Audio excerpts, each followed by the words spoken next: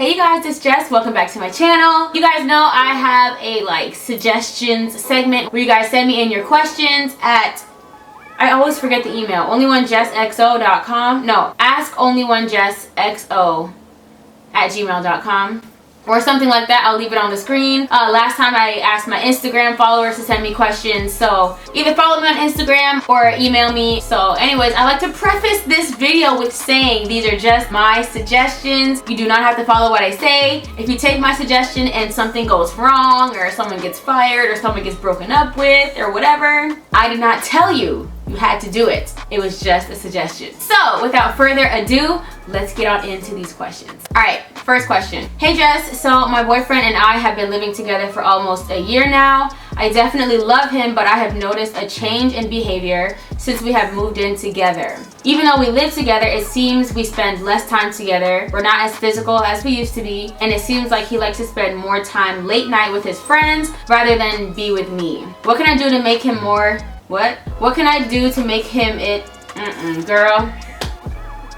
What can I do to make him pay more attention to me without him getting upset or annoyed? Okay, so first of all, if you just bring this concern up to your boyfriend and he gets upset or annoyed, there's a bigger issue going on with him, because what type of man just gets upset or annoyed when you bring a valid issue to him? Is he working? Women, we always want a man who makes money, but we can't handle a man who works a lot. So it's kind of like, most of the times you kind of have to choose. I don't know what the situation is, but if it's just that he likes to spend time in the room while you're on the couch, or he'd rather be on the couch while you're in the room, if you guys are in the same house together and not spending time together, then there's definitely an issue that needs to be brought up. You say that he's spending time with his friends a lot more, staying out late. That's absolutely an issue that needs to be brought up. There's nothing wrong with you guys spending time apart and you hanging out with your girls and him hanging out with his friends. But if y'all are not spending any time together at all, and this happened after you guys moved in, it's clear he's gotten to be way too comfortable. Y'all aren't even married yet, and he's already not showing you the love and affection that a husband should be showing their wife, even though he's not your husband. But this is just a glimpse into your future already. So absolutely bring it up. If he gets upset or angry or annoyed with you that you brought up hey baby, I want to spend more time with you, I love you, I want to be around you, is that really someone you want to be with? Someone who doesn't want to spend their time with you?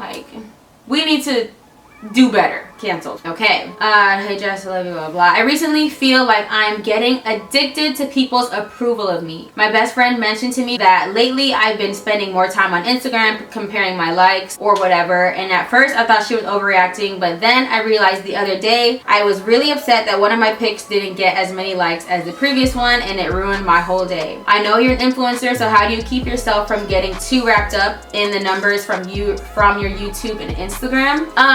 Okay, so I don't know if you are an influencer, or you're trying to be an influencer, or you're just someone who likes to take pictures. But for myself, I definitely have a goal.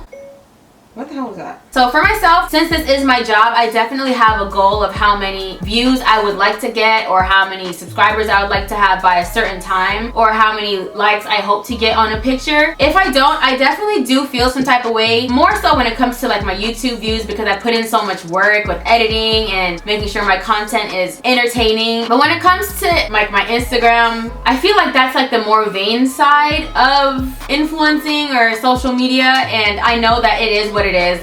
It's a place where you post pictures and people like it, whatever. I know they were saying, I don't know if this is true, this is something on Twitter that they said Instagram is going to take away the likes so that people won't feel as pressured. And I kind of feel, this is not even your question, I'm sorry, I'm gonna get to it in a second. But I kind of feel indifferent about it because, one, I feel like people need to stop being such babies. If your picture doesn't get a whole bunch of likes and it puts you into depression, you really need to find where your true worth and value comes from. It does not come from someone double tapping on a picture. I feel like people really need to just toughen up. The kids of these generations, they're so soft and they cry and complain about everything. Not talking about you, but whoever influenced Instagram to take away the likes, I just think you guys are being ridiculous. Stop crying over something that means nothing. I have to tell myself this sometimes too. Back to your question, what was your question? Girl, I don't even know. Alright, so how do I keep myself from getting too wrapped up in the numbers for my YouTube and Instagram? I just keep it pushing. If my last picture didn't do well, I'll try harder on the next one. If my last video didn't do too well, I will assess it, see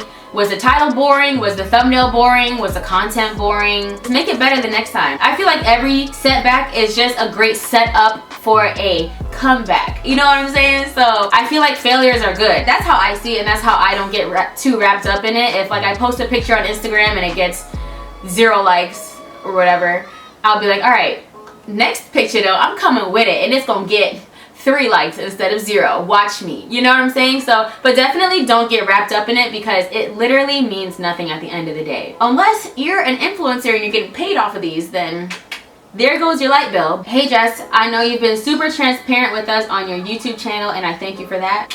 You're welcome. I'm not sure if you'll answer this, but I'm a Christian also, and I'm having a hard time keeping myself pure. I'm 28 and still single, while the rest of my friends are married and they get to have sex freely, but I'm still single and I'm not allowed to have sex. She put that in quotes, so like, I'm not allowed to have sex. How are you doing it? Ooh, child, I need a drink. How am I doing it?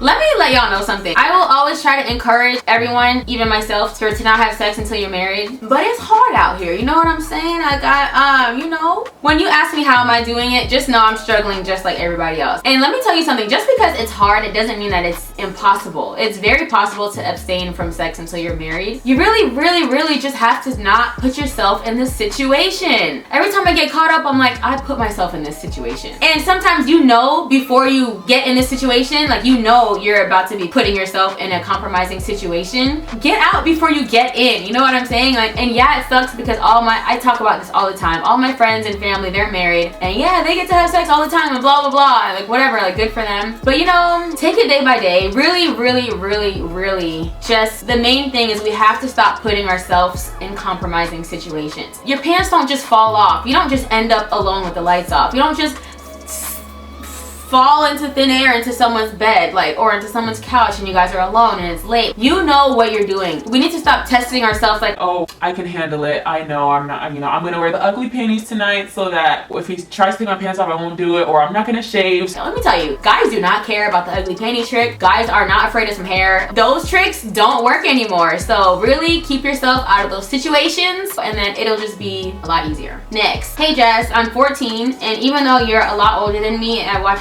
I'm sorry. I'm not that much older than you, okay? Just alright. Even though you're a lot older than me, I watch all of your videos. I have skipped 2 grades, and so a lot of my classmates are around the age of 16 and 17, and they're doing things and talking about things that I'm not really into as of yet. I have older siblings, so I'm not blind to these things, but I just feel uncomfortable. I wish I could be in my normal grade so I could grow up with people around me. Also, my body doesn't look like the people in my grade, and it makes me feel like the guys aren't looking at me. Can you give me advice on how I can be confident without pretending to be someone I'm not? Okay, so first of all, you skipped 2 grades. That means you are extremely smart. You are going to be so successful. And I just, like, if I could tell my younger self anything, it would be to just stop entertaining things that aren't going to get you anywhere. Like, literally, when I was in high school, I don't talk to almost 95% of the boys or the girls that were in my high school class. Like, I really don't. These boys, they're going to meet nothing. After you graduate, everyone goes off to different colleges, people are getting pregnant, people are going to jail. It's just the reality of the situation. I'm telling you, the classmate to the left of you and the classmate to the right of you, you may not even ever see them again. So in high school or in college, I genuinely encourage you to stay focused on your studies. Like I said, you skipped 2 grades, you're obviously extremely smart and you're going somewhere. Don't worry about these other kids in your class. Like, I'm sure they're going places too, don't get me wrong, but you're there for a reason. So stay focused, make your mom and dad proud. Like, I'm proud of you for skipping 2 grades, girl. Like, if you were my daughter, I would be so proud. Please do not throw your future away by getting involved with drinking or drugs or sex and getting pregnant and not being able to like go to college. Don't throw your future away trying to keep up with the Joneses and try to keep up with people who are doing things that they have no business doing. I promise you're not missing anything. They're still gonna be there later, I promise you. If no one else has told you today that they're proud of you, I'm telling you, I'm proud of you. Okay, let's go to my Instagram questions. Those were in my email. Now let's go to the Instagram ones. Okay, so basically she's saying, how do you get rid of someone who you know is toxic? You have love for them, but it's hard to push them away because they make you happy, but at the same time.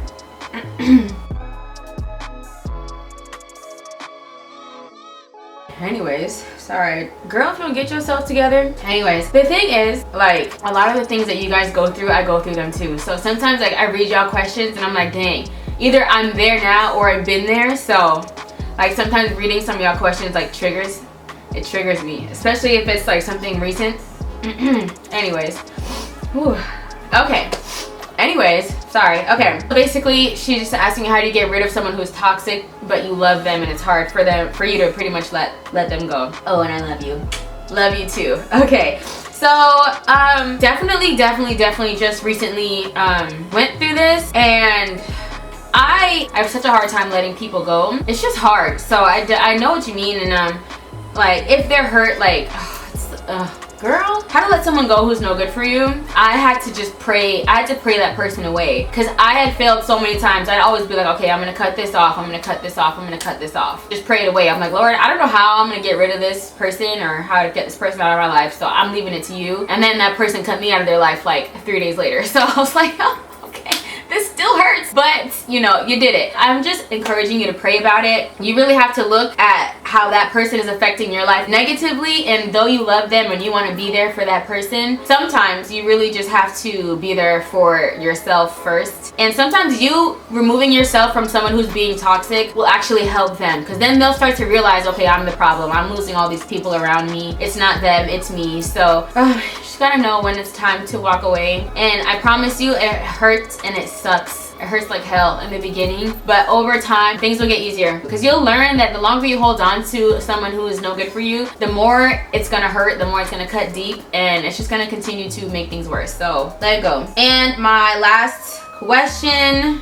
actually there's another one. I forgot to take a screenshot, but I remember reading it. All right, I can't find the question, but I remember reading it. She responded to my Instagram story, and I just want to kind of respond to her. She was saying that there's this guy that she works with, and he's giving her mixed signals. Like, he said that they'll go to a party, and like, he won't talk to her at the party, but he'll like text her later, like, oh, I saw you, or like, you look beautiful, or something like that. But I always feel like if a guy's giving you mixed signals, he's just not it. Either it's not the right time, or it's just not it, period. Because if a guy wants you, they're hunters. They're going to make it plain. You're gonna know. You're just gonna know. So if someone's sending you mixed signals, some days they're hot, some days they're cold, you don't want that. You want someone who's gonna be hot. He doesn't talk to you in person, but he'll text you like that. That is dead, girl. Absolutely not. Okay, so the last question. I'm running out of breath. My husband and I got married at 19 and 20. We live together, but my side of the family does not know that we are married. We've been married nearly 2 years now, and as a Christian woman, it has been really weighing on my heart. Before we got married, my husband asked my father's blessing, which he gave, but my mother threatened to cut me off and excommunicate me from the family. Dang, these earrings are really starting to hurt. Ow. So my husband and I denied ourselves of a good wedding and got married in the courthouse. My mother was trying to stall me by saying I should wait until I finish college. My final exam in university is tomorrow, so technically I'm done. Do you think I should come out and tell her I've been married all along? Or should I reintroduce the topic of marriage and see how she reacts? When I read this question, my heart broke for you, because I know how valuable marriage is and how it could be such a beautiful thing, and the fact that you've had to hide it, you didn't get to have the wedding of your dreams, like, that makes me so sad for you. You're from the island, you're from... Your parents don't care how old you are or not, making your own decisions under my roof. I know the whole spiel, I know it. I absolutely feel like you should be honest with your mom and your dad, your parents. Definitely be honest with them. Hiding something, it's too much work. And you've been hiding it for 2 years. I don't know how y'all did it. To be honest, people probably already have come to the conclusion that you guys are married, and you're probably just hiding it for no reason now. You made the decision, you got married, so you own it, you rock it. What is the fun in being married but having to hide it and having to lie about it? Like, I can't imagine how your husband probably feels. If you guys had a baby, they're gonna feel like you guys had a baby out of wedlock. You're gonna get shunned for that. You're gonna have to just keep building lies upon lies upon lies, and that is just way too much work. Marriage, from what I've seen and heard, is enough work on its own. No need for extra lies upon lies and like extra secrets. That is just way too much. Like, girl, be free from the lies. Be free. Have that dream wedding. So I'm gonna keep it real. Your mom is probably going to be very, very, very upset with you for lying to her all this time. So you're gonna have to deal with that. But you have to live your life for yourself. We can't always live our lives for our parents. And I know it's hard to say, and I know it's hard to do. Like, this is just It's a hard situation. I'm sorry you have to be in this, but yeah, I wish you the best. I really do. That's just my advice on that. I wish everyone who sent me a question, I wish you guys all the best of luck. Go handle your situation head on. You're strong women. You're beautiful. God loves you. I love you. If you have any questions, hit me up in my DMs or at askonlyonejessxo@gmail.com. I don't know. I'm gonna leave the email in the description box. I will talk to you guys later. Thank you for watching. Don't forget to like and subscribe.